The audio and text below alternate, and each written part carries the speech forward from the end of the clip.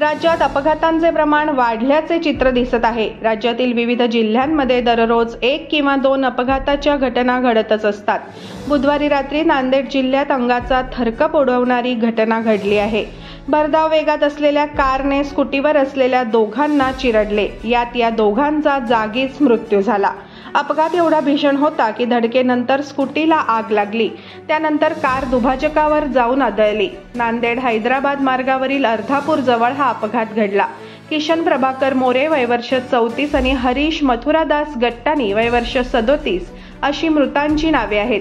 दोघेही मंडप व्यावसायिक होते। किशन मोरे आणि हरीश गट्टानी दोघे नांदेड शहरातील काबरानगर आणि नंदीग्राम सोसायटी येथील रहिवासी होते।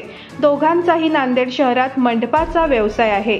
ठिकठिकाणी जाऊन ते ऑर्डर घेत असायचे। बुधवारी सकाळी दोघे जण शाळेच्या स्नेहसंमेलनाची ऑर्डर घेण्यासाठी यवतमाळ जिल्ह्यातील उमरखेड येथे गेले होते।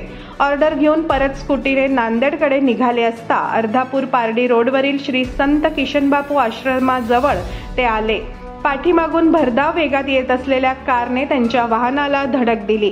अपघात एवढा भीषण होता की धडकेनंतर दोघांसह स्कूटी फरफटत गेली आणि त्यांचा जागीच मृत्यू झाला।